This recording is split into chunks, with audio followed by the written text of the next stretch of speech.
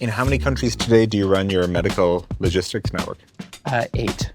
Why is that not 80? You sound like our board, John. You're really putting the pressure on. And then we walk out the back of the warehouse, and it's just a field of boxes as far as the eye can see.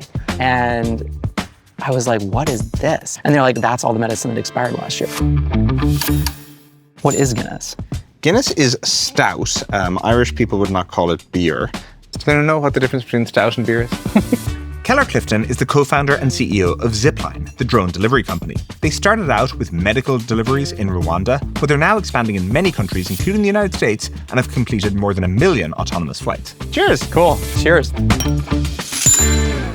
Okay, I'm very excited to talk about Zipline. So you, previously you were a professional rock climber. You studied biochemistry and computer science in Harvard. You had a previous robotics startup, but then in 2014 you started Zipline. Most people who do know Zipline probably know you for the medical deliveries in Rwanda and broader in Africa.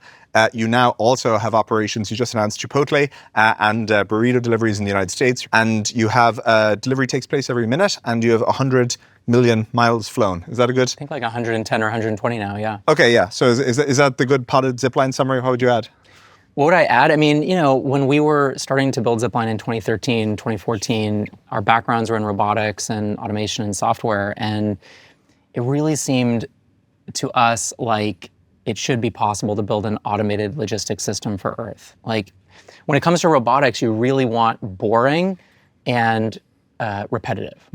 Like that's ideal, like constrained problems, boring and repetitive. And logistics is about as boring and repetitive as it gets. But like it's this underlying infrastructure that affects everything in the world. It affects how people get access to healthcare. It affects like how people even choose where they live. It affects how much time people get with their families versus having to spend time driving around and buying things.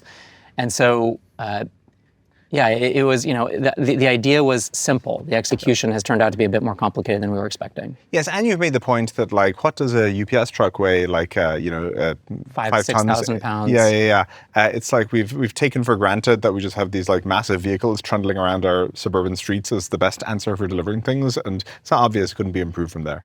I think the best way to think about that is that when you're batch processing things and delivering things over the course of a day, that works pretty well. You can load tons of packages into a car, and then the car, the truck over time can deliver things slowly to lots of homes. But obviously the thing we've seen over the last 5 or 7 years is the rise of instant delivery. There are now 5.5 billion instant deliveries happening every year just in the US.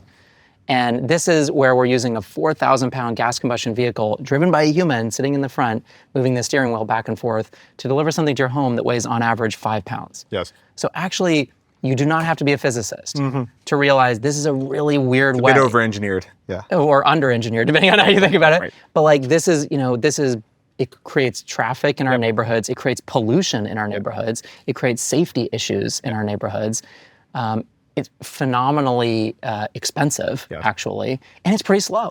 And obviously, competing vision is the sidewalk robots that some people are pursuing, but I presume you think for many of these applications, they're just too slow, and you actually can't fit that many of them before they start clogging up sidewalks. Is that basically the argument you'd make? My personal opinion is that we should be giving space back to humans, not taking space away from humans. So, we have already, I grew up, maybe you grew up, we played in the streets, like we played street hockey. Yep. I wouldn't really let my kids go play street hockey today. So something has mentally changed where that doesn't seem like as safe a space anymore. Yes. Sidewalks maybe are like the last place that are meant to be for humans. Yeah. The idea that, okay, now the robots are gonna take those over too, and like humans are gonna have to jump out of the way as these sidewalk robots go back and forth, doesn't make a lot of sense to me.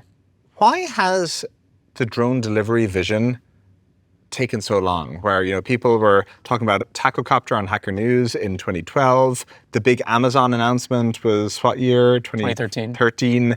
And so everyone has felt like it's just around the corner for well longer than a decade now. Is it, the FAA beyond visual line of sight rules? Is it like the tech was surprisingly hard? Just why is this happening now? You guys just announced Chipotle burrito deliveries. Why is that happening in 2025 and not 2015? I think, it's similar to the question of why do we not have autonomous cars? When, certain leaders were saying, it's right around the corner in 2015 or 2016. I think that with any advanced technology, there's always, what do they call it? Like the the trough of disillusionment curve. It's kind of, you have like the early hype, people realize something should be possible, it's really exciting, and then it goes completely craters because people realize it's really hard, and then everybody basically is like, well, that was a stupid idea, it's never going to work. And when people say it's a stupid idea, it's never going to work, that's when the actual hard work begins. And then there's like a decade of building all of the fundamental underlying infrastructure and technology that's required to actually make something work in the real world. And work in the real world is kind of like an easy way of putting it. But the reality is, whether you're talking about autonomous cars or autonomous aircraft, you have to figure out not just safety and reliability, you have to figure out regulatory, you have to figure out manufacturing and maintenance and supply chain, all of the software systems that are required to run behind the hardware to really make it reliable. And then you also need a good customer experience on top of all that. And then ideally, you also have to make the unit economics work. So it's the classic thing of producing convincing demo in hardware is relatively easy, but then getting something actually useful operationally is where the last 10% of the work is another 2x or 3x from there. I mean, Elon, I remember watching him for 10 years say again and again, because people would always say like, oh, Ford's going to do what you do. GM is just going to do it and like crush you. And he just kept saying like, prototypes are easy, production is hard. Prototypes are easy, production is hard. I think it's deeply true in hardware. It's very easy for people to, and we've seen it again and again and again, right? Like specifically with drone delivery, someone will buy a quadcopter off the shelf, duct tape a Snickers bar to the bottom of it, manually pilot it like when the weather is good, 2 miles, land it. It's like, we just did drone delivery, and then get a journalist to cover that.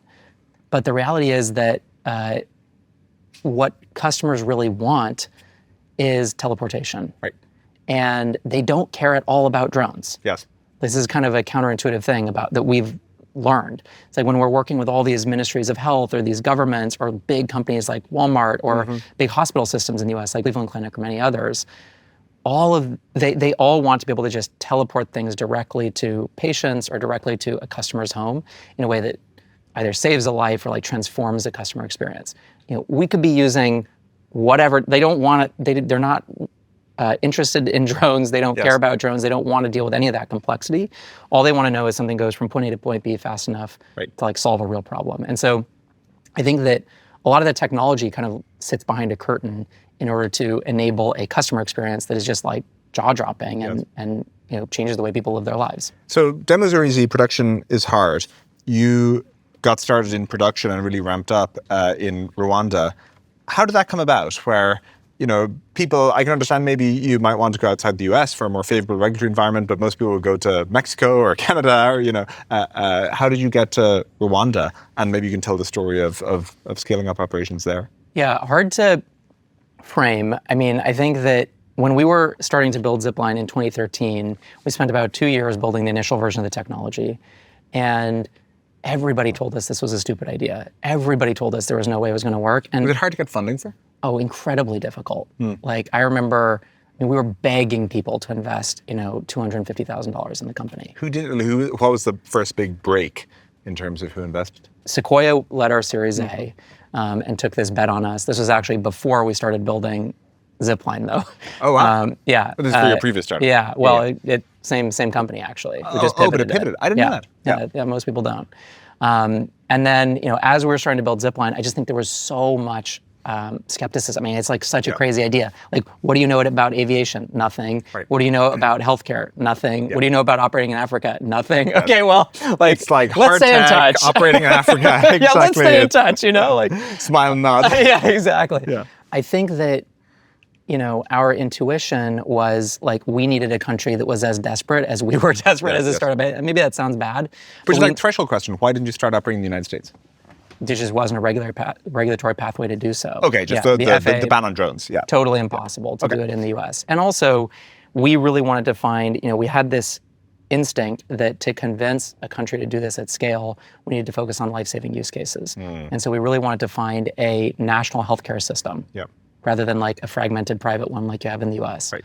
So we were looking for a national healthcare system, healthcare challenges that we felt we could really clearly solve, and a country that would be entrepreneurial and fast moving alongside us. And so that to us, had us looking at countries in East Africa. We were also talking to countries in Latin America. And interestingly, I remember this meeting with the Minister of Health of Rwanda, I mean, we were beyond clueless. Like, it's just like, 24-year-old, like showing up in East Africa, like we build robots, we think that this could work. And I remember this meeting with her where I was saying, hey, we'll deliver, blood and vaccines and cancer products and all these different things. We could do it all instantly in a way that would be transformative and reduce waste and save lives. And I remember she looked at me and just said, Keller, shut up, just do blood. And as she was explaining to me, 50% of blood transfusions are going toward moms with postpartum hemorrhaging, 30% are going toward kids under the age of 5, and it is a super hard problem from a logistics perspective, because you have packed red blood cells, platelets, plasma, cryoprecipitates, all these different types of each, A, B, and O. They have all different storage requirements and shelf lives. Platelets only last 6 days, for example, when you get them out of a donor into a patient. So they gave us 21 hospitals, and they said, just do blood, and that's what we did for the entire first year. And it was a disaster, by the way. Why? Because we had no idea what we were doing. I think apropos of the flag behind us, we didn't know how to integrate with the national healthcare system. We didn't know how to integrate with the Civil Aviation Authority, and we definitely didn't know how to build like an aerospace-grade product that was reliable yet. So we launched, and we were pulling constant all-nighters. We were flying back and forth between the U.S. and Africa. We had the entire Rwanda team hired, and the system only served one hospital for the first 9 months reliably. And we were just trying everything we could do to make the system work reliably for that one hospital. Why Rwanda out of all the sub-Saharan African countries you could have picked? We can answer that question now because we have a much better understanding. The reality is then we weren't smart enough. We just got lucky. The answer now is like Rwanda really is kind of like the Singapore of Africa. It has like a very technocratic leader with a very technocratic leadership team where they're taking really smart bets on technology and moving quickly. And it's a very, very entrepreneurial country. It's got a much stronger civil service, Super strong civil service. Like, I can't even describe to you. I mean, many times I would be on calls with like a minister or a chief of staff at like 9 o'clock on a Saturday, 11 p.m. on a Saturday. I mean, moving lightning fast. That's kind of what I mean. There are many countries that are moving very fast because they know that the only way they're going to get ahead is by being aggressive and entrepreneurial and making bets. So it was messy at first. When did you crack operations in Rwanda and you felt like, wow, this is really working? So after 9 months of like all-nighters, total desperation, everything that could break did break, it started working reliably for that one hospital, which was called Kabgayi Hospital. By the way, that hospital was only like 5 miles away. So it was like we were doing the easiest possible thing and failing at it. It didn't feel great for 9 months. But like when did Zipline get to the point where Rwanda would definitely not let you rip it out because they're like, oh, we rely on this, So after 9 months, started working well for that hospital, and then we rapidly added the other 20. So we were actually serving all 21 hospitals in the contract by the end of the first year.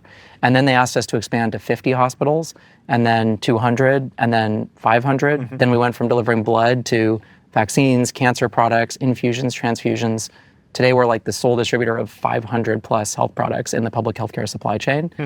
And then we started expanding outside Rwanda. Today we serve 5,000 hospitals and health facilities.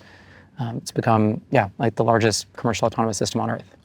If this model makes total sense, which I think what you're saying makes sense, there are various healthcare products where you may need them anywhere. You can't predict where you're going to need them, and you need to get them in a time-critical fashion. Why haven't other countries followed? I mean, you're starting to do this in other countries, but why, as of 2020, was every country not beating down a path to your door saying, oh yeah, we'll take 10 Zipline systems, for our health service? It's kind of interesting given that all countries' healthcare needs are kind of the same as a lot of national healthcare systems. You would think more people would want to replicate the system. Yeah, I mean, I would say they kind of were, because it's starting in 22. So it took us 3 years to stabilize and grow it in Rwanda. And then it was also very helpful. We had a number of big academic institutions come in and want to do studies. So like University of Pennsylvania came in and did this big study across all the hospitals we serve and showed a 51% reduction in maternal mortality. This is like, and that's pretty profound causal. thing. Very causal. Yeah. I mean, they have their control group and their non-control group. There are like interesting different reasons for it. It's a lot of it is around blood availability, but also part of it is just that like increased trust in the health system. More moms give birth in hospitals when they know that the hospital is going to have access to the products they need. By the way, when we were starting to build Zipline, we were told this was such a stupid idea, but if we had known we were going to get a 5% reduction in maternal mortality, we would have told you, hell yes. Yeah. This is like completely worth Victory doing. condition. Yeah. Victory condition. Yeah. So like the idea of a 51% reduction is it's something. Don't listen to the experts, I guess, is like a good takeaway. And so, from there, I mean, we also got like these additional studies showing, 70% reduction in vaccine waste, 32 percentage point decrease in zero-dose children. So these are kids who never get vaccinated. And so we actually did see, Zipline then launched in Nigeria and Cote d'Ivoire and Ghana and Kenya. We started launching a lot of different countries. In around 2020, the system started to scale very fast. Have you seen any induced demand when healthcare systems have Zipline available to them? So, you can imagine we can fulfill existing needs better. We need blood for a surgical procedure and we don't have it. And, now with Zipline we have it. But have you seen healthcare systems start to do things that they weren't previously doing because they have this cool logistics system available to them? For sure. I mean, that's like the main thing that we are observing happening. I think there's a lot going on that's all pretty interesting, and maybe we didn't anticipate all of it. I would say one big thing to realize is like with the health system, you're typically balancing access against waste. So if you want to make access really high, you send a ton of medicine out to the last mile, and then access gets better, but now you start throwing tons of stuff out because all this stuff has shelf lives. And a lot of it is like very expensive and cold chain dependent. If you want to reduce waste, you keep more stuff centralized, but now you have more people dying when they can't get access to the thing that they need. So one of the really crazy things with Zipline was, we were able to show that by keeping things centralized and turning the entire logistics system over to a just-in-time system, you can actually move both up simultaneously. That's a big idea. Yeah. Another idea is what you're saying, which is like the induced demand. You make it possible to vaccinate kids, for example, at a different layer of the healthcare system. In Rwanda, we now serve, I think it's like 400 or 500 health posts in the country. And so these are like the layer below primary care facilities. It means that kids can get vaccinated way close to where they live. More kids get vaccinated because it's just more convenient. The last interesting thing that we see is, and this is kind of on the opposite side of induced demand, is actually when you had a logistics system that wasn't very reliable, you actually had a lot of systems that started to exhibit hoarding behavior. It's kind of weird. But basically what would happen is that there was never enough blood to go around. And these health systems would have to place their order for blood every quarter. So they would overorder. They overorder because they know they're going to be cut back. Yes. And so they would order twice what they needed on the assumption that the government's going to send them half of what they actually asked for. And then that's just like a brinksmanship kind of thing. The numbers get bigger and bigger and you lose like all signal in the system. And so the really cool thing that we've seen is actually a lot of the demands have gone down because they're actually confident that they're going to get exactly what they're asking for. Yeah, it's the just-in-time framework, but for a healthcare system. Yep. What is the business of what you're doing in Africa? Are you paid by the healthcare system? Is this NGO funded? How does the business side of things work? 10 years of building the infrastructure in Africa, we always felt really strongly that we wanted this to be sustainable and we wanted to be led by the countries. There's a lot of work that gets done in Africa by NGOs. They're funded by the US or by the international organizations. And I think what's kind of most amazing about Zipline is it's been entirely country-led and almost entirely country-funded. So we sign contracts directly with the ministries of health, the governments themselves, and then we help those governments save lives and save money. Yep. So typically we can, for any given ministry of health or health system, we can save millions of dollars, plus you can show extraordinary healthcare impact.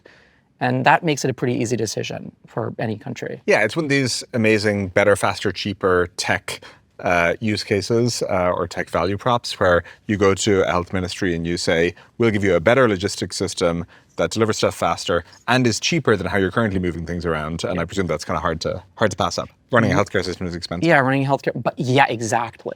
These products are super expensive. Yeah. Whether it's vaccine or cancer products, they're all cold chain dependent, short shelf life, very expensive, and there is phenomenal waste. It's mind blowing. Yep. I remember, one of the things that actually kind of inspired us, on one of my first visits ever, and I won't name the country, it wasn't Rwanda. We went to this USAID funded medical product warehouse, distribution warehouse. And we were kind of going inside and you can tell it's whoa, these systems are not good. By the way, all, donor funded, and it's just, there's a separation from the customer, I think is the way to think about it. But we were in the warehouse, it's kind of a disaster. It doesn't look like things are going well. And then we walk out the back of the warehouse and it's just a field of boxes as far as the eye can see. And by the way, it all says, from the American people on it. And I was like, what is this? And they're like, oh, don't worry about that. Don't worry about that. It's like, no, really, like, what the heck? Like, it was like vast scale. Yeah. And they're like, that's all the medicine that expired last year. And so I think we had this kind of like aha moment. It's like, whoa, And the crazy thing is that was happening in a country that was having massive shortages and like healthcare outcomes where people couldn't get access to these products. It's just you could kind of like see the 2 points to just connect with a line. So what's the lesson, the generalized lesson here? Is it that existing aid supply chains are pretty inefficient right now and there's a lot of improvement possible? I think maybe one big generalized takeaway is that logistics is so boring and so in the background, we never think about it. If you're living in, the Bay Area, you're ordering stuff on Amazon, you have it delivered to you 30 minutes later or an hour later, whatever it is, like, it's kind of like running water. You don't really appreciate it until you don't have it. Yes. And there are parts of the world that have crappy access to logistics. Yeah.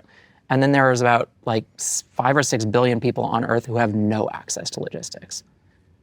And I think that is maybe like the big realization is that like maybe we think of it as something that's just ubiquitous or like something you don't worry about. But like the reality is that if you don't have like that strong layer of logistics, everything else is phenomenally difficult and expensive to do. Yeah. So you mentioned like the public healthcare institutions, like they're all building verticalized supply chains in these countries. And it's many different supply chains. It'll be a different supply chain for AIDS drugs, different supply chain for maternal mortality, different supply chain for kids, or neglected tropical diseases. And those systems don't run very efficiently.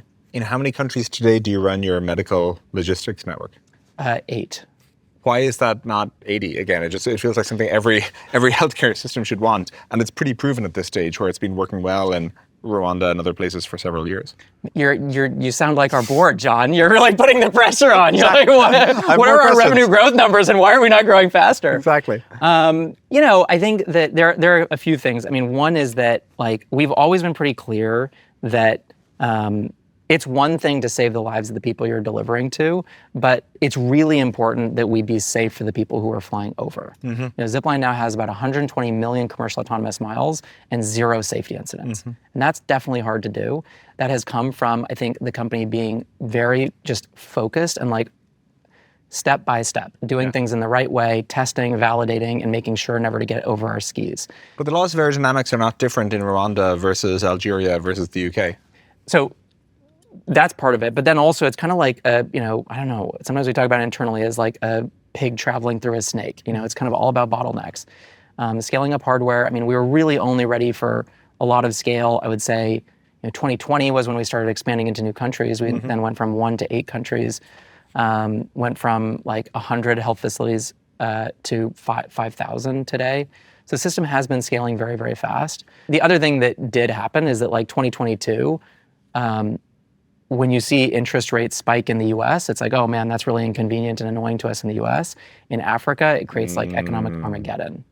And it feels like if you're running a medical system, what you're describing about having, like, I view you as not being in the drone business, but in this line of business, you are in the medical inventory management business, and you just have a much better inventory management solution because you're able to do this just-in-time stuff, and there are a few medical systems that don't want that. I just think it's becoming more and more clear that like this is the infrastructure of the future. This is like a smart thing for countries to be investing in, and so there is a lot that's going on even just this year that is leading to like massive growth, both in terms of like within countries, us adding new distribution centers and us adding new medical products, and then also adding new countries to the list.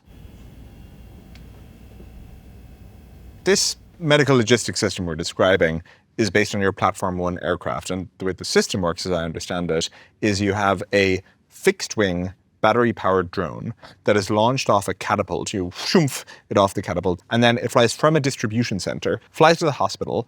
It drops the payload with a parachute attached, and they go grab it. And then the drone returns home, and I presume just lands in the grass, and you take it and plug it back in. That's roughly how Platform 1 works, right? Yeah, it doesn't land in the grass. I mean, we actually use something that is kind of inspired by aircraft carriers. Oh, you catch it? Yeah, we actually catch it out of the air. Okay. Looks kind of crazy. Or it's like the thing in Batman, where they're recovering the... What thing from Batman? You mean the skyhook from Mission Impossible? Yeah, there's also Skyhook in Batman. Sometimes people think Skyhook. It basically like the vehicle is flying by at about 100 kilometers an hour, and we can snatch it out. Oh, I've seen out that. Of the air. Yeah. We call it the just snap catch. Big pole. Yeah. Big poles. Yeah. It's like something out of a cartoon. Every time you see it, it really does Real look kind of cartoon-coded cartoonish. energy. Yeah. It does look weird, and every time you see it, you're kind of like, hallelujah, like it's amazing that worked, but now it works 1,000 got away times with a day. another one. Yeah, we got away with another one. But the cool thing about autonomous systems is that we're using guidance navigation control algorithms that are hyper precise. When you take the human out of it, you can actually achieve levels. Not that we want to take human pilots out. I know I'm not like I realized I was sitting with a talented pilot. But none taken. But robots are really good at flying vehicles, Yes. and so actually you can achieve levels of precision that seem like very counterintuitive. Yes. Like the aircraft has a 1 centimeter tailhook on the back of it, and we reliably catch that 1 centimeter tailhook every single time as the vehicle is coming by. When you say robots are better pilots, I take no offense at that. Have you read The Right Stuff by Tom Wolfe? I haven't actually. I really enjoyed it. Tom Wolfe, fabulous writer. All his stuff would recommend, and certainly the Right Stuff, maybe for listeners of this podcast, is on the history of the Mercury space program. So before the Apollo program, the initial space program. But they describe how, when they were making the spacecraft, their initial plan that was like totally obvious to them was they would make them autonomous. And this is back in the 60s, but it was still kind of patently obvious to them that they would make them autonomous. And they faced rebellion from all the shit-hot Air Force fighter jocks that they had recruited as astronauts for the program. Well, they just didn't want to be passive passengers. We send monkeys up to space, and monkeys don't do anything. Like, we're no better than monkeys, just like sitting there. Sit there and hope you survive. Yeah. So they added manual controls for the spacecraft, like afterwards to the design, because the pilots the controls weren't connected to anything, but they could at least it's like in an elevator, right? You can push the close button. Exactly, but it was very funny. And so anyway, that was back in the 60s, and so totally. But a slightly more serious note on that, which is that today the majority, I think you probably well know, the majority of airplane crashes are caused directly by humans. Yeah, it's actually a bit sobering. I mean, but also I think it's just a sign that the safety of these systems has progressed so dramatically that at this point, the last unsafe thing in the cockpit is the human themselves. So I have some questions on the tech and safety and how you do things. How do you avoid birds?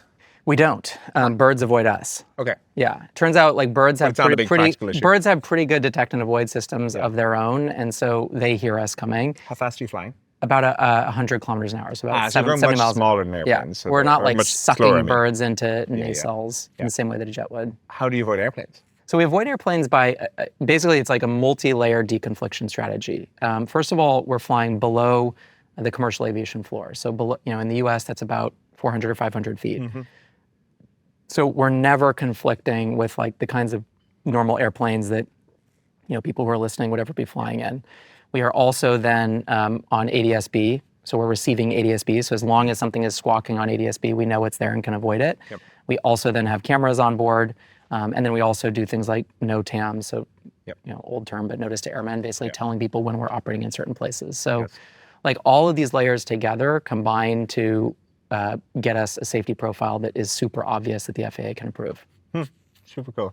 And then, what can you tell if a battery's got on fire? So the cool thing about the way the aircraft is designed is that there are 43 major subassemblies on the aircraft. Yeah. Every one of those subassemblies is designed from scratch by Zipline. So it's super vertical integration. Yes. And we really take inspiration from the way that planes are designed. We'll look at the way a flight compute on a Boeing 787 is designed, and they're of course using multi-million-dollar 20-year-old components. We can talk about why that's so screwed up in a sec if you want.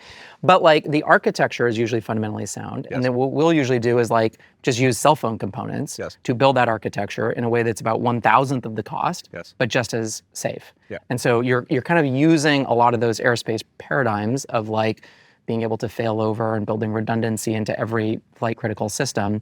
So, the aircraft, we have redundant nodes of the battery. Yes. One node can fail, the vehicle can still fly itself home. Yeah. We have redundant flight compute architecture. So you can have a flight compute fail, you can fail over the second flight computer and fly home. Yeah. You can actually reach into the aircraft while it's flying and cut any wire with scissors. The plane will still fly itself home. Because it's wired redundantly. Redundant CAN bus. So basically we're passing, redundant CAN bus on the aircraft means that we're not You can lose any wire. We also have Do you do redundant that 'cause control you're paranoid surfaces. about mid-air things, or like mid-air collisions, or because just as a general redundancy strategy? General redundancy. I mean, like, you're not actually worried about someone reaching into the airplane with scissors usually. That would be a hard thing to Yeah. pull off. But what you are worried about is like vibration and Mm-hmm. connectors shaking loose. That's it. like a core failure mode for aircraft. So going back to the operations like we're talking about these Platform 1 operations that you're doing in Africa and the medical logistics use case, what we described sounds pretty simple, but as you say, demos are easy, production is hard. What was hard about getting, from 90% reliability to 99.9% reliability? Like concretely, what kind of stuff were you solving? I think that with hardware, like everything that can go wrong does go wrong. Like first you have to get like a design that works and makes sense. And I would say, did you have earlier design iterations that were wrong in we subtle did ways? Unbelievable, or not subtle ways. Like in retrospect, So, you look back, you're like, wow, we're like complete idiots. What were the silly early design? Yeah, one really good example with Platform 1 was, when the aircraft would land, we would swap the battery. Mm-hmm. The advantage of swapping the battery was we could then have the aircraft back on the launcher and like back in the air 3 minutes later. We put the GPS on the flight computer, which would like seem to make sense as a place for GPS. It has to reacquire GPS every single time. So see, you're like smarter than we were basically. So the problem was that you have, you get an order and it's like, wow, there's an emergency. Like a patient needs this blood transfusion. And so every second counts. Yeah. So we immediately grab the aircraft, we put the battery in. Give me a minute. Plugs in, the GPS turns on, and now the GPS is going to take 20 minutes to acquire all the satellites necessary for the vehicle to pass pre-flight and launch. Yeah. And so we realized how stupid this was and immediately iterated and put the GPS on the battery itself. So this didn't make sense from a BOM cost perspective because now you need 2 GPS units for every aircraft that's flying because one is sitting on the battery charger. Right. But it really makes up for it because you just like doubled your cycle time on the aircraft. Yeah. So there are a million examples. I mean, another example, this stuff is so unfancy, it's almost like embarrassing to describe. But like when we initially launched Platform 1, the aircraft had 43 different kinds of fasteners on it. Turns out that is extraordinarily difficult to keep 43 fasteners in stock at all these different distribution centers where you're doing constant maintenance actions on them. So the next version of the aircraft had 2 total kinds of fasteners on the entire aircraft. So a lot of this is like, it's not fancy, but it's hard to learn without, you just kind of like learn by doing. And is there a component that's been really annoying? Like if you could wave a magic wand and get a better version of some component, what would you ask for a better version of? I mean, every component we have iterated on many, many times. I would say like today, probably more than anything is like servos. And in fact, Zipline went and designed its own servo from scratch. We also ended up going and designing, almost every component of the aircraft. It was just kind of a matter of like when it made sense to do it. But over time, almost every component of the aircraft, every major subassembly has been designed completely from scratch. Why do servos frustrate you? Servos, for context, are actuators, basically things that turn electrical power into mechanical movement. I think servos are hard just because like there was no industry. I think the way to think about, people think about drones and they're like, oh yeah, it's like a drone. But the reality is you have, an $1,000 quadcopter that will like take pictures and fly for 20 minutes, and the reliability and safety of it really doesn't matter at all. And then you have a $50 million Predator aircraft, which is actually surprisingly also very unreliable. Like Predator, famously I read this statistic, which is that like 50% of US military drones have like crashed due to operator error. Oh my God. You read these stories, they're like, they didn't realize they were flying upside down. I mean, it's like crazier than you think. The DJI inbuilt collision avoidance is now much better. Not working. I don't know. The new ones will. Yeah. I think that the reality is those are 2 different sides of the spectrum. And what Zipline really needed was like, we think a lot about automotive grade, which is actually, almost think of it like a sacred area of like cost and quality. Because automotive grade is it's generally very low cost and very, very high quality and reliability. And that's really where servos are. Like you can get servos that are totally crappy that you'd like use in consumer, I don't know, like toys. Yeah. And then you can get like extremely expensive servos designed in Germany and they cost $1,000 each and they're way over engineered. But what we needed was something that was like extremely cost effective and that would last for like 1 million cycles. And that doesn't exist in the world. And so you're now producing your own servos? And so we designed it completely from scratch and now that's what we use in Platform 2. That's fine. Will you end up just selling drones for other applications? Like right now you are did you know Boeing and United used to be the same company? Like it was full vertically integrated aviation where, Did not know that. yeah. Wow, It I was feel like the I'm embarrassed. the I airframer should and the know. airline, yeah, and then they were split up in that. Like it kind of there was a big antitrust. I mean, antitrust was emerging as a domain kind of at the time, and as part of that, they were forced to split it up. Anyway, you are the Boeing and United, right? You know, you Yep. provide the service and you produce the aircraft. Might you ever just sell the aircraft? I don't think so. For like a number of reasons. I mean, I think the most important one is kind of what I was alluding to before, which is none of our customers care about drones. Like if we were out there trying to sell drones, I mean, it just is not solving the problem that people actually care about. Yes, yes. Like Walmart, Cleveland Clinic, the government of Rwanda, none of these customers want to be like managing a fleet of autonomous aircraft. Oh no, I don't think you'd sell the drones to your current customers. I think to be new customers where maybe I want to build a crop dusting service and your drones would be the best for doing crop dusting. So I buy your drones and they have all the safety equipment and the high quality servos and things like that. But you're not currently in the crop dusting market. Yeah, I mean, the second reason I was going to say is I just don't think selling hardware in that way is a very good business. Okay. But I also think the third thing to consider is that like, it's a bit like asking someone, it's like, oh, you know, Jeff Bezos, like the early days of the internet. Are you also going to like build other internet businesses? You know, it's like the internet is just a technology platform. And Amazon was building, obviously, you know, a new kind of retail company. And I think that, you know, drones are a technology platform. Zipline is a logistics company. Like we are really focused on building automated logistics for Earth in a way that you want to build the first logistics system that serves all people equally. Like we would happily use any different kinds of tech. Like if someone invents teleportation tomorrow, we'll switch to that because that would be better. Your logistics platform and just the big unsolved space was drones. Will you ever do a modality that is not drones? Very possibly. What would that be? We have lots of ideas. Have a few more sips. Yeah, exactly.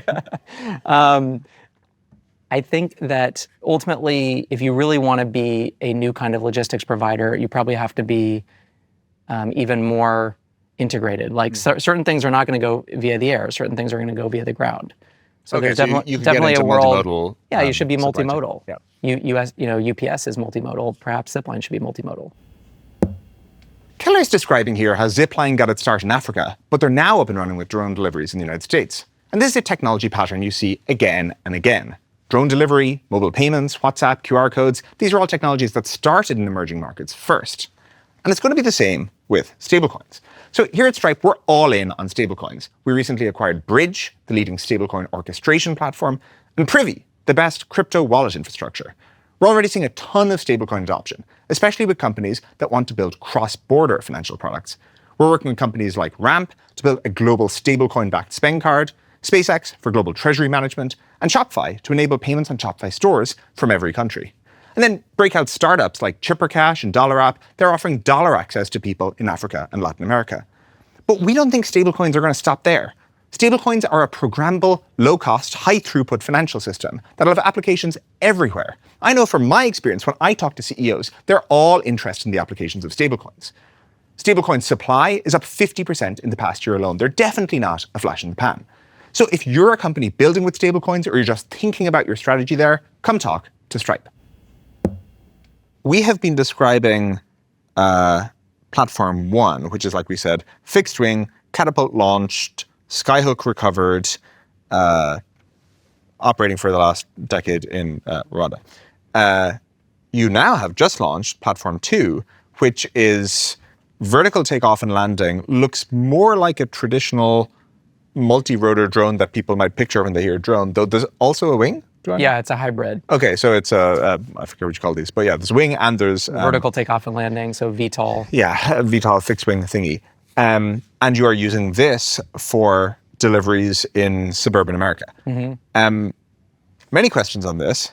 First off, why construct a whole new modality? Like, it seems to me that what you were doing with the precision airstrikes of little packages under parachute would also work for my burrito. So why not do Platform 1 with my burrito? I mean, in fact, it did. The crazy thing is that when we initially started building Zipline, we kind of thought, oh, we're going to have to build this like very fancy, complex technology. It'll have to be a vertical takeoff and landing fixed wing vehicle. Right. We'll have to be able to deliver things very precisely and gently. And then when we were talking to all these early customers, it kind of, we realized, and this is the power of just going and talking to customers directly, they only cared about cost and speed. Basically, they wanted to cover like maximum range, they wanted to be fast, and they wanted to be really cheap.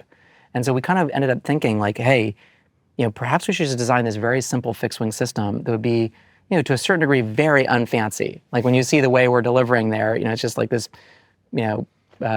cardboard box with a wax paper parachute. It is amazing to me that system worked that well and scaled for 10 years to like 5,000 hospitals and health facilities and became the largest commercial autonomous system on Earth. When we say 100 million commercial autonomous miles, I don't think people fully get, like that's going to the moon and back 200 times. Yeah, and I presume, I don't know, I always find comparisons of to the moon and back really not that helpful. Okay, not that helpful. Here's another. No one knows how far away the moon is. I presume your average sortie is order of 100 miles in Africa, and so you're basically talking a million flights. Yeah, I think it's like 1.5 million. Yeah, 1.5 million flights. So I think that's a pretty good number. But so anyway, like not to digress. But it's kind of amazing to me that Platform 1 scaled as far as it did with this delivery experience that was like super unfancy. Yeah.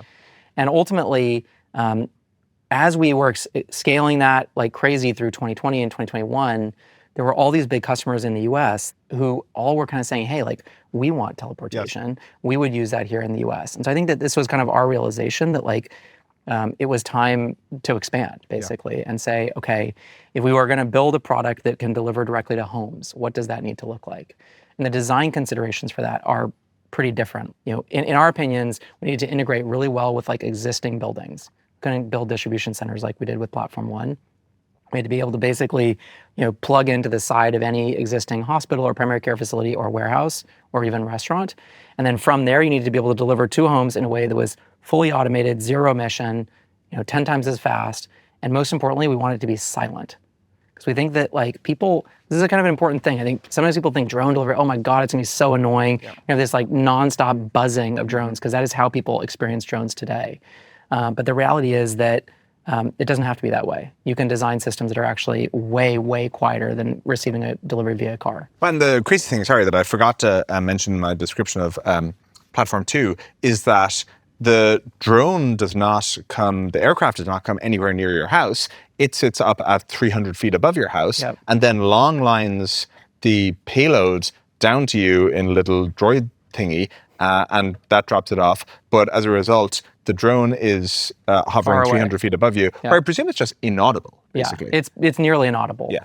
It looks crazy. I was talking to an investor the other day. It sounds crazy. Yeah, I know. And I was talking to an investor the other day. He wrote us this nice email and he said like, hey, we really want to meet you because we think Zipline has built like a fundamentally jaw-dropping consumer experience. I do think when people come and see it for the first time, it's pretty wild. Yeah. Because you just never really experience something like zipping down to you from like a football field like above your head. Science fiction, yeah. It's kind of science fiction. But the advantage is that droid that you described, the little robot on the end, is actually controlling its position in X and Y axis. So this is really important because like it's often windy, it's gonna be blowing, you have different environmental conditions you're trying to control for, and we wanna be able to deliver with like dinner plate level accuracy to any home. And so this enables us, even when the wind is blowing really, really hard, this enables us to like very reliably, safely, and precisely deliver something even in a very, very tight area. Okay, so the reason that you needed to develop a Platform 2 for suburban deliveries in the United States was one, the place you're delivering from, the Chipotle, you probably can't fit a catapult there, at least not in every one. I'm pretty sure you can't. And then, well, some of them you could, but it's a parking lot, Yeah. But not reliably. And then for the target, again, it might be accurate enough, but the new system is definitely accurate enough. Yeah.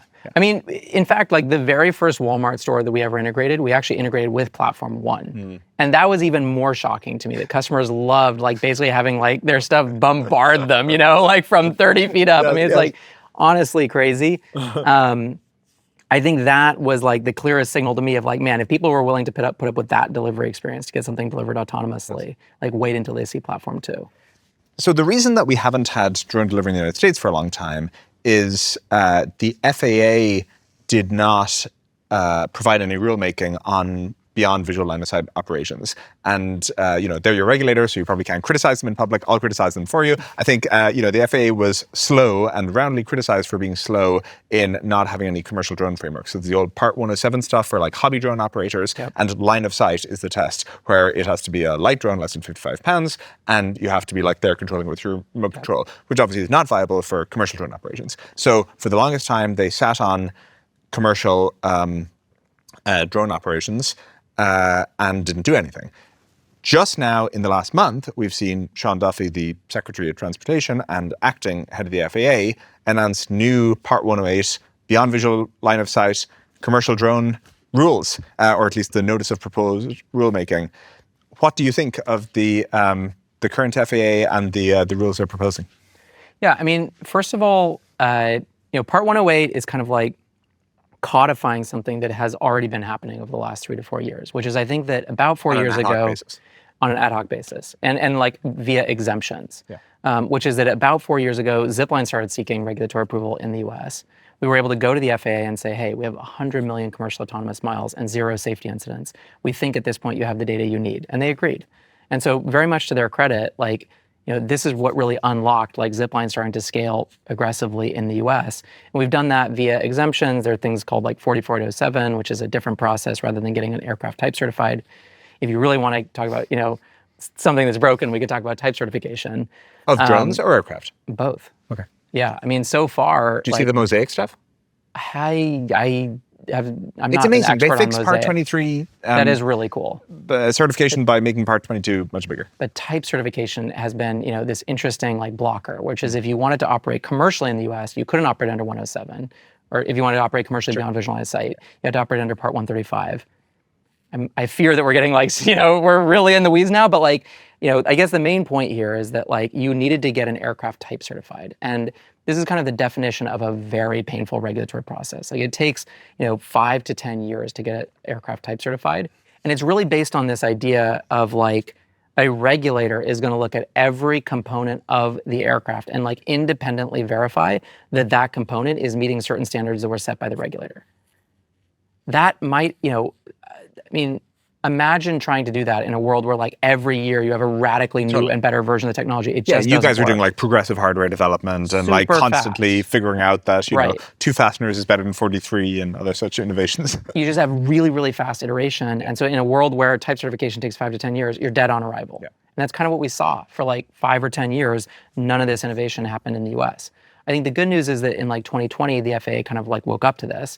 They realized hey, this is going to become one of the most important industries in the world. The US needs to be a front runner here. We cannot be a laggard. And the FAA actually started to move super fast. I mean, the FAA has been, I know you think maybe I'm just saying this, but the FAA has actually been a great partner. There are so many people there who want to win and who want to see the US win. I think the FAA is full of awesome people trying really hard. I think Within the a rulemaking has system. been slow, Yeah. and I think exemptions and waivers are not a substitute for a good regulatory framework. Yeah. Well, there you go. I mean, 108 really is I think, there have been these exemptions made that luckily enabled Zipline to invest aggressively in the US over the last 4 years and experience pretty explosive exponential growth, which we can talk about. But 108, it is cool to see that now be codified. That is just the beginning of a process, right? Because now the FAA has 9 months to actually operationalize and execute based on that rulemaking, and we'll see how that goes. But I think it's super important. I mean, I think you and I probably both have grown up reading about the SR-71 program or a lot of these programs to design airplanes. I mean, there was a world where the US was iterating incredibly fast in aviation and aerospace. And we've largely lost that. Mm-hmm. Our grandparents got to grow up in a world where they could fly on supersonic jets. We can't. Yep. I think people have this sense that the It's world slowed down. moves inexorably forward. It doesn't. Didn't you have a tweet about this? Maybe I think about it every day. Actually, no. Sometimes we literally move backwards. Yes. And in aviation, what plane did you learn to fly on? I learned to fly in a Cessna And 152. how old was that aircraft? Yeah, it was from the 1970s, I want to say. Yeah. What the hell? No, I was actually just ogling the Carbon Cub UL, which uses a new Rotax engine. So there's this awesome new engine technology out of Germany, this company Rotax that makes them there. And it hasn't been in the US certified market because it hasn't been worthwhile to go get the engine certified. And now they're selling it in the LSA regime because Light sport aircraft. Exactly, it is possible there. And so I think we're just going to see this wave of interesting new, because it's the kind of pent-up technologies that haven't been certified yet, such as Rotax engines, which are better in every way. Have we lost 98% of the audience now by talking about 108 and 135? I guess, but just to share, it's specific, to share it one matters. thing, to try to make it even more general interest, what really inspires me, is you think about Skunk Works, right? And the teams that built A lot This of is the Lockheed Martin Yeah. factory that made, or kind of group, tiny group that made all the fun new stealth aircraft, F-104 and stuff like that. SR-71, even more famously, like the The U-2. Yeah, exactly. And they didn't make the U-2. F-104, they made the F-111, sorry. Yeah, and I, just to give like a specific example, a couple examples. One, like the first modern passenger aircraft that was ever built, the DC-3. I think I'm gonna get everything right. Like DC-3 was built originally. The entire design cost for that aircraft was like $2.5 or $3 million. So even when you convert into today's dollars, that's like $75 million to design a passenger airliner. Yeah. The 787 cost $32 billion to develop. Oh yeah, DC-3 was like napkin sketch to finished aircraft, I think in 2 years. Yep. You know, the 787 took 20, 25 years, $32 billion. It's literally become 500 times as expensive to build an airplane as it was for our grandparents. And I think the crazy thing is you're going to be like, oh, well, it's like the 787 is a much more complicated airplane. Yes. Yeah, the iPhone is also much more complicated than it was 5 years ago. So if you think about the causes, I think that's a great point that the 787 certification process is so much more tortuous than the DC-3. If you think about why that is, I think there's a few obvious things you could point to. One is, and the one people would point all the time, is we have much less tolerance for unsafety than we used to. Yep. The second is the certification approaches are much more prescriptive, and so they require that you do specific things to prove how you're going to meet various tests and stuff like that. And then maybe you could say that just the paper turnaround times have gotten slower, and there's a lot of back and forth. If you could wave a magic wand to fix aircraft certification, either across drones or manned aircraft, again, you're put in charge of the FAA. What would you actually do?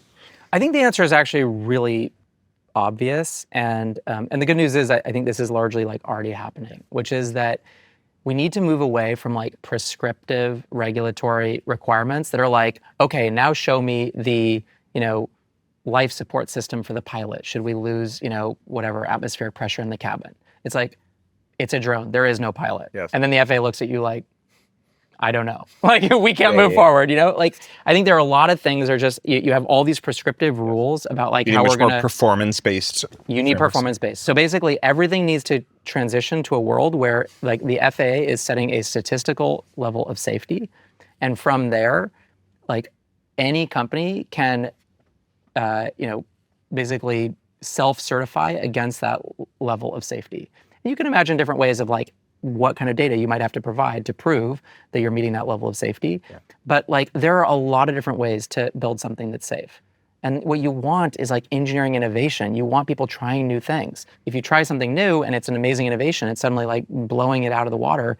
Like with a prescriptive, absolute regulatory framework, you lose all of that. Yeah. Because it's basically like the FAA is just looking to make sure every subsystem that's like the way we've been designing airplanes for 100 years. The subsystem by subsystem stuff is crazy rather than performance-based. It's really painful. Yep. So anyway, I know this might be like a little like in whatever, shop talk or whatever, but I think that it's really important. Like, and I also think you can probably see similar versions of this battle playing out in many different parts of like the U.S. government. When you look at the way we build nuclear power plants, we created, what is it called? The Nuclear Regulatory Commission. Nuclear Regulatory Commission started in, I think, like 1978. The commission is started to ensure that power plants are safe. And since then, we've built 0 power plants, I think. Or is it like 1? I think it's 0. Yeah. It's definitely the rate. It's a bit painful. The rate slowed down. The commission achieved its goal, though. Yeah. Because we built 0. And that's like painful, as an American. It's like, that's... Maybe you're describing failure to engage with trade-off space. Yeah. In an intellectually honest way, where there's a trade-off between safety and cost, and you just have to actually address those questions. Yeah. And the trade-off between speed and safety and these things. And the cool thing in aviation is that like there's now 50 years of pent-up technology that has totally not been put to work at all. Mm-hmm. It's actually very similar. I think it's why SpaceX is like this, enormous success. Yes. Like because they're like, oh yeah, we'll just actually use modern microcontrollers. Yes. Or modern semiconductors. Whereas like, ULA was building on a semiconductor architecture that I think was like 30 years old. Yeah. Because they just didn't want to certify a new flight computer. So you've launched in Texas now, just Texas? In the United States? Well, we launched originally in Bentonville, and now we're expanding in Dallas. Okay, so you're expanding in Dallas and delivering for people like Walmart and Chipotle, and where else should people be ordering from in Dallas? I mean, you can just go to the Zipline app. Okay. So yeah, and we have all the different storefronts on there. You go to Zipline. But those are some download of the biggest Zipline ones. Yep, those are the biggest. And I mean, to give a sense, right now we're Yeah, give me your launching. explosive growth stats. I mean, it's kind of crazy. It's really only the last 3 months, but we're now launching a Walmart Supercenter every week. Those stores are ramping extraordinarily fast. I mean, I don't know exactly how much I'm allowed to share. It's probably more for give us Walmart some to order share. of magnitude. I mean, order of magnitude, it is, the service is becoming quite large relative to the way that people receive. That is not an order of magnitude. How many drones do you flying in the Dallas area? Yeah, so right now we are integrated with about 10 Walmarts, and we're launching one a week. And each Walmart will have somewhere between 8 and 20 zips flying from it. So Okay, so you have hundreds of drones now delivering in the Dallas area. Serving, and I mean, the crazy thing is the and each service, drone can do hundreds of deliveries a day? I think High each, tens? high tens is the way to think about so you it. have the capacity for 1,000-ish, thousands of deliveries per day. That's the way to think about it. Yeah. And that's growing rapidly. We're actually expecting to get to 10,000 deliveries a day in Dallas. Like that's actually the company's goal. We're moving as fast as we can toward that.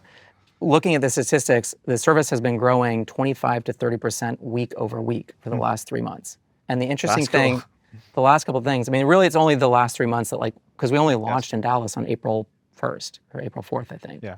So seeing it grow like that, the crazy thing is that about a month ago, we were starting to have all these capacity issues because it's like we can't do as many deliveries. It's growing really fast. So we decided to turn off all the marketing. We turned off the in-app notifications. We turned off the field service marketing. Basically, all the demand generation marketing we're not doing. And the service just we hit new records. Because it's just a much better product. Yeah, Saturday we hit a new record, all-time daily delivery record. And then on 2 days ago, and then yesterday, we blew that record out of the water by 20%. It's crazy. So I think that, a couple takeaways, one is that is amazing how quickly science fiction becomes entitlement. Yeah. We see this with Waymo in San Francisco. It's exactly like Waymo, where people get in and they're like, oh my God, autonomous car, insane. And then 3 minutes later, they're scrolling on Instagram, And I mean, when you go to Dallas What's the version of that in Dallas?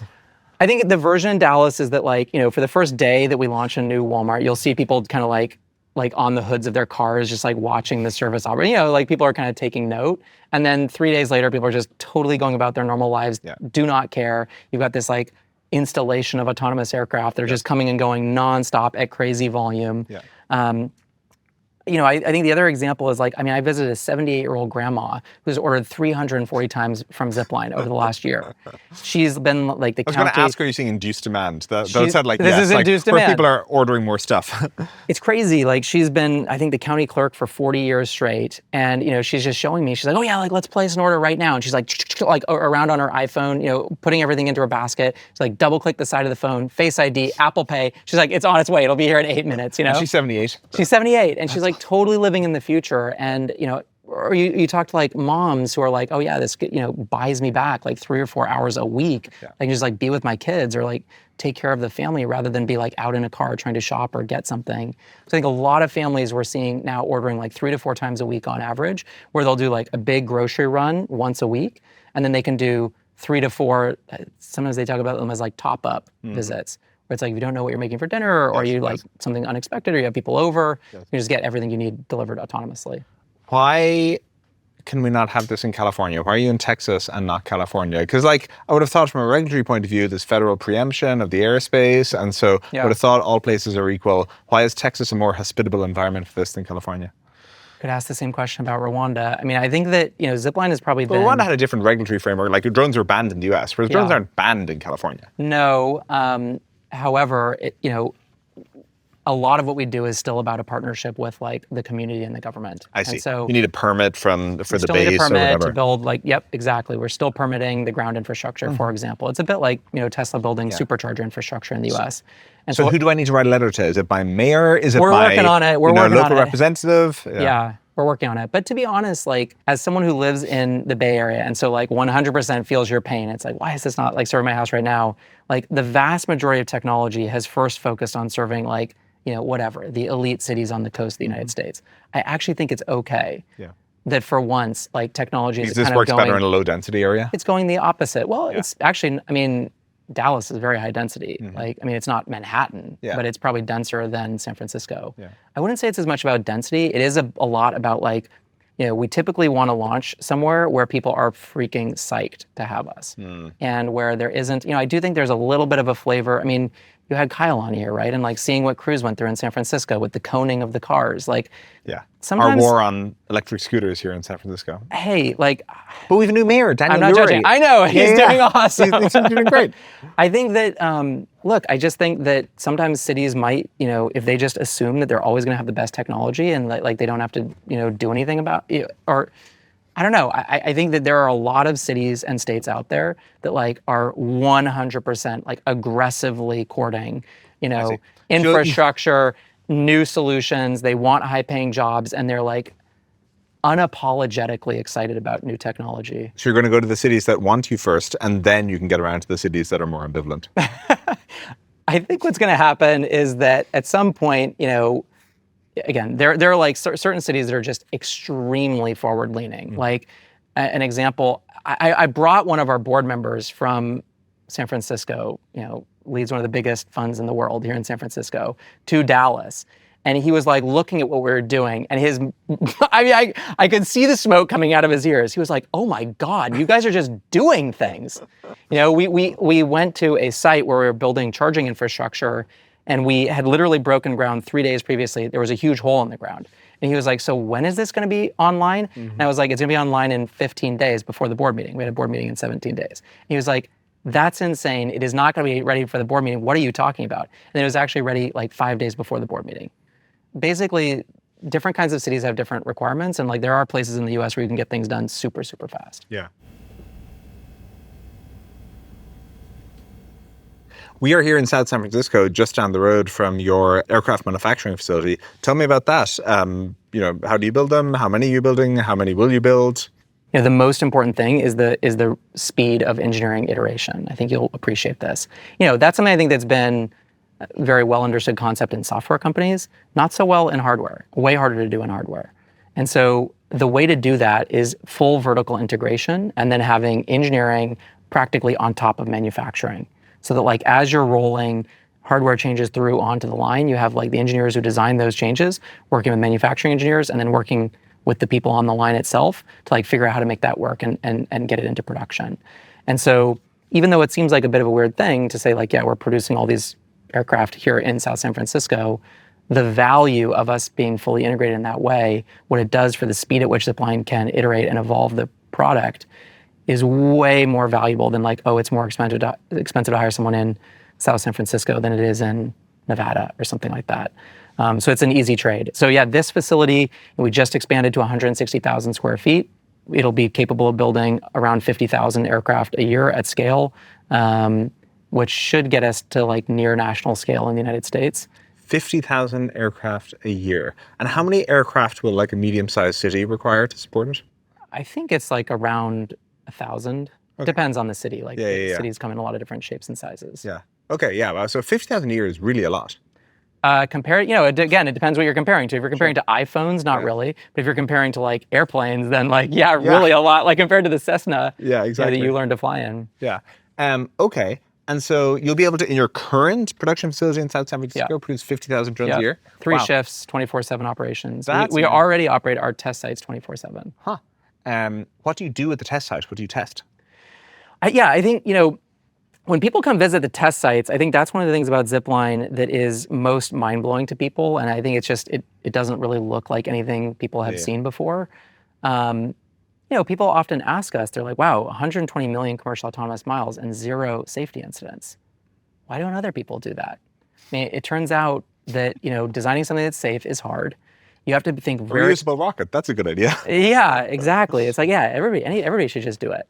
It turns out some of these things are hard to do. Yeah. And I think the way you do it is, it's all just like, none of this is fancy. It's just practical problem solving. And so for us, it was like having 3 major layers of testing and validation. So the first layer is like software testing. We do a huge amount of testing, at 10 or 100 times real-time speed to like test all the different software systems that we are constantly iterating. And there's 10 times as much software as there is So hardware. this is like the airplane avoidance you were describing. Yep. It's like you input a signal of like, oh, you're near an airplane, and check that it avoids the airplane in a quick fashion. Autonomy, computer vision, guidance, navigation, controls, communications architecture, all the back-end cloud services. Like these can all be, you can do a huge amount of software testing because I think the other major way to think about what is the problem we're trying to solve. Do you know how long it takes Boeing to do a software update? A Do you want long to guess? time, I'm guessing. Do you want to guess? No. You don't want to guess? Too horrified. Come on, guess. Like from when to when? From when they realize, for example, from when they realize that their planes are falling out of the air and killing people, to when they can then have the software update out, and so the airplane's back in the air. I mean, that was order of a year? 3 years. Oh, that was that long? Yeah. Oh. Again, this is part of the problem of like how the FAA regulates software with those kinds of aircraft. But Zipline right now is doing a full new version. Like we're releasing new software versions to the entire global fleet every 30 days, and so validating that, basically it might be 50 to 100 bug fixes, maybe 20 to 50 performance improvements, and then like 5 to 20 major feature additions or upgrades. And that gets validated through the software testing layer. Then it gets validated through HITL, which is hardware in the loop testing. It's basically like all of the avionics of the aircraft assembled on shelves that are kind of like the brain of the aircraft connected to the matrix. They're all operating in simulation. We can detect like 95% of what's going to go wrong on an aircraft. We can detect in HITL before we then go to the final layer, which is the test sites. The test sites have hundreds of aircraft operating 24/7, so they never stop. Even Saturday at like 3 a.m., you could go to the test site and you'll see like the aircraft are just there, and there are humans overseeing them. You're describing your build, manufacture, testing infrastructure in the United States. One of the top discussed topics right now is American dynamism, the reemergence of American manufacturing. And when people talk in DC about the importance of American manufacturing and the criticality of the supply chain in the United States, the example they often point to as a supply chain that we have outsourced is obviously drones, where there is not kind of a serious. I thought you were going to say drone. Semiconductors. Oh, well, semiconductors is like even more semis scary. Gets talked about a lot. True, for sure. But there's the headlines about Intel and everything. But people also talk a lot about drones and just how much more scaled up the Chinese drone industry is than the US drone industry. People also talk about the fact that it's not competitive to manufacture in the United States anymore because supply chain. I don't know, did you read the Apple in China book? It's like a pretty good. I've heard of it. I haven't read it yet. It's great. It's like a good history of Apple's manufacturing in China. Yeah, and they describe kind of the emergence of it. But in particular, people sometimes thought of China as just low wage, whereas the book correctly describes just how much agility there was in adapting supply chains and being able to manufacture there. And so you are a company manufacturing at scale in the United States. What do you think of this topic? Yeah, to put a finer point on it, in a week, China makes more drones than the U.S. makes in a year. That is a finer point. It's a little spooky. Yeah. And obviously, you don't have to be like a deep student of global events to understand that, like, wow, I mean, this technology is clearly kind of like remaking not just industries, but remaking warfare. Yeah, and people watch the war in Ukraine where it is now all drone determined. Totally. From it's like 100%, everything is attritable, and like you wouldn't want humans on the battlefield at all. Yeah. And I think that, this is like a good news, bad news thing. So the bad news is like, yeah, it's true. China has like massive manufacturing advantages and massive scale in this area that the US does not currently have. But that is mainly for like, plastic quadcopters that cost $1,000. Like, it's definitely a different class of aircraft.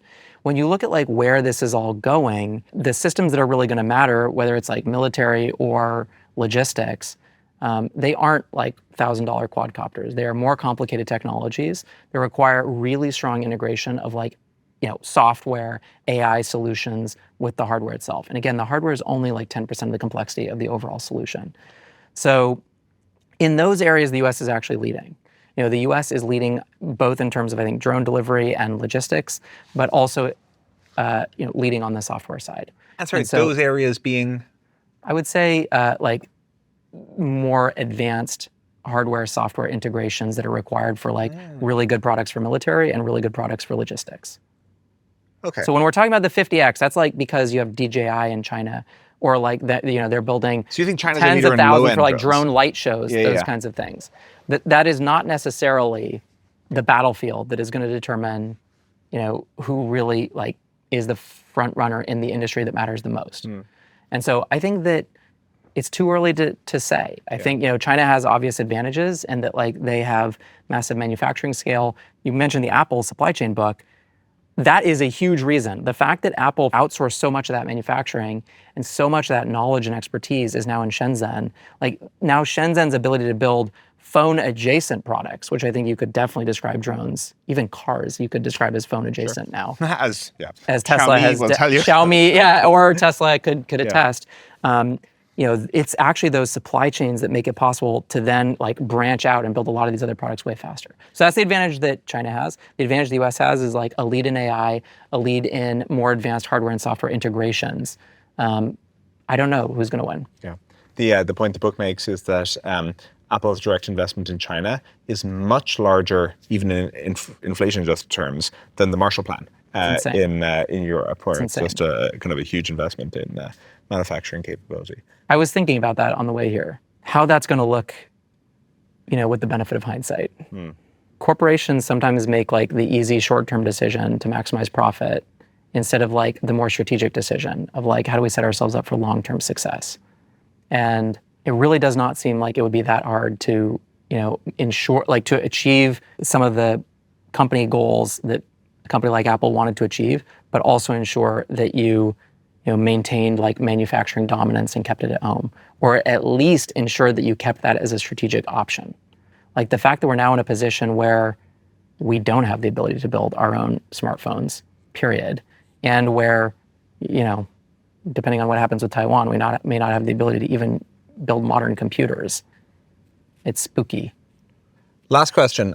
You're one of the success stories that people hold up in hard tech, where you've built a product that is a successful business line. You've found a good way to start that wasn't too capital consumptive. You were able to get like a real product out there in the field and refine it from there. And now you have a product that people love in several countries. What advice would you have for hard tech founders starting out today? It certainly seems to me like, the whole American dynamism, paradigm that we kind of see, I think it's making things easier. When I moved to the Bay Area in 2013 with the goal of kind of building Zipline, the most exciting company in all of Silicon Valley, probably in the entire US, was a company doing file sharing. It was Dropbox. And they had like the best engineers, the best growth story, the most ambitious vision. And it was, I think at that time, like a $5 billion company, which is like more money than I could possibly imagine, right? And that was like the pinnacle of what you could achieve in terms of building a startup in Silicon Valley. And so it's interesting to think that in just 12 years, like the scope and scale of human ambition has radically increased. I mean, whether it's Tesla or SpaceX or Stripe or, OpenAI or, Brian Armstrong was on here, right? He's like working on New Limit. They're trying to make humans immortal. And a lot of these ideas are like working and scaling. There are people building nuclear fusion power plants. I think that's like kind of probably underappreciated. Just how much change has happened in just 12 years. And I think that, I guess to answer the question, my biggest advice is that I think especially when it comes to hard tech, like the whole challenge is just designing something like incredibly simple and getting it into the real world quickly and learning by doing. It's very easy to be in a bunker or an R&D lab building cool technology. Really hard to like force yourself into the real world and then learn by doing. I think that like Zipline, we never thought we were the smartest team. We never thought we were certainly not the best funded team, but we always had this like deep conviction that we were the most practical team. And we had this mission that really inspired us. We knew exactly what we needed to do. It was like deliver to those 21 hospitals. And we forced ourselves to launch something that to even our own eyes, we were quite embarrassed. It's like, oh my God, like, are people gonna put up with that delivery experience? And it turned out that like even that very simple version of the product scaled very fast. And so I think that it sounds obvious when you say it, and yet it's extremely rare, especially in hard tech companies. Keller, thanks for coming by. Yeah, thanks, John.